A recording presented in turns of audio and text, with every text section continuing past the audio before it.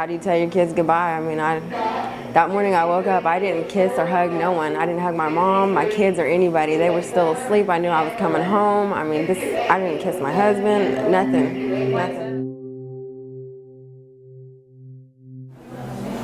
My daughter just started talking, I'm not even there. They're fixing to have their first Christmas without me, you know.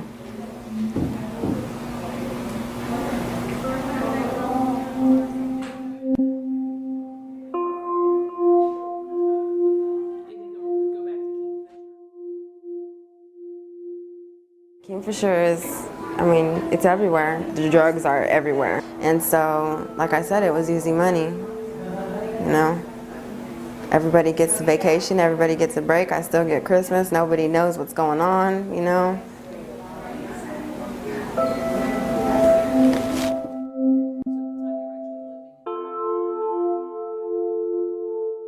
Patricia Spotted Crow received a 12-year prison sentence for selling $31 of marijuana to a police informant. Her children were in the house during the transaction, which makes the penalty more severe. But given the circumstances, many would consider Spotted Crow's sentence harsh. On the far side, there's a building over here. It's called Building 8. It's an administration building. Staff offices only. You know that. Me and my mom have no criminal record. We have nothing. Never have. None whatsoever. So we were under the impression. I mean, it's only 3 grams of weed. You know, that's not even a blunt. That we would get probation, a slap on the wrist, get to go home. You know, maybe have to do weekends or something in the county, not 12 years in prison. We have very tough drug laws, even compared to a state like Texas. We have a lot of mandatory minimums, a lot of enhancements, and unlike many other states who have taken a deep look at those statutes and enhancement statutes, last year we continued to add on to them. You know, and children of incarcerated parents have a multifold risk of becoming incarcerated themselves, and that really is demonstrated through the fact that our population, 30% of the women have one or both parents incarcerated. And so if we want to stop the cycle, we have to intervene, and we have to intervene with not only the women, but the women and their children.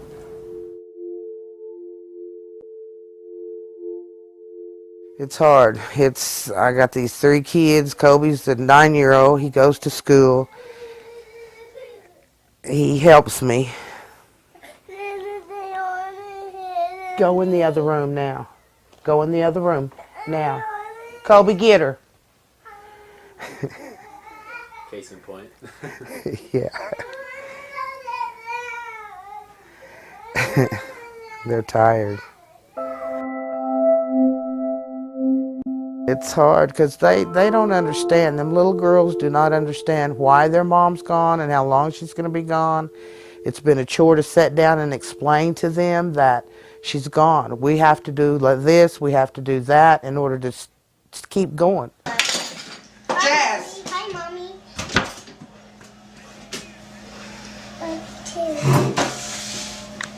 So the day I signed for my time, I mean, they told me right there, and it hit me like a ton of bricks. That was not what I was expecting. And there was no goodbyes, there was no nothing, so.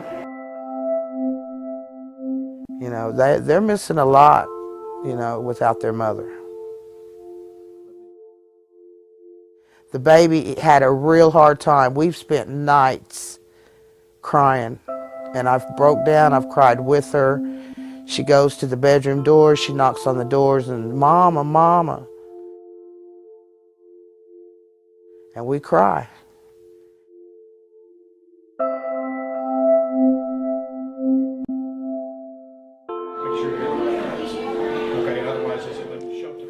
It wasn't like they pulled a bunch of drugs out of here, you know, and we were just, they called it a mother-daughter operation. It was blown way out of proportion. This woman was involving not only her mother, but her children in her criminal enterprise. And that spoke loudly to me. We're 3 generations involved in this, and I felt like that was the appropriate sentence. She needed to learn that there were consequences to this lifestyle she'd chosen. And from her attitude and everything that I saw, that was the appropriate sentence, and I'm totally satisfied with it. Spotted Crow was busted where her mother lives in Kingfisher County. Kingfisher is part of District 4. Both District 4 and District 6 have the highest average prison terms in the state, 7.2 years. Oklahoma and Tulsa counties, with much more crime and also more resources, had averages of 5.5 and 4.5 years. So it's possible that Spotted Crow might not have gotten any prison time if she would have been caught in a larger county.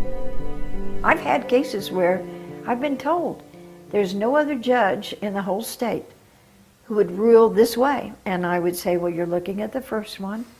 When you live in a county that is a small rural community, you have less options than you would in a metropolitan county. There are some who there is no answer but incarceration. And those are the ones who get sentenced. There are some that there is a chance that they will rehabilitate. You have to do what's right when you're sitting on that bench for what you see and what you have. And that's what he did. I mean, this is not what I expected my life to be. I'm just trying to do my time and go home to my kids. I don't need extra time. I don't need misconducts or anything like that.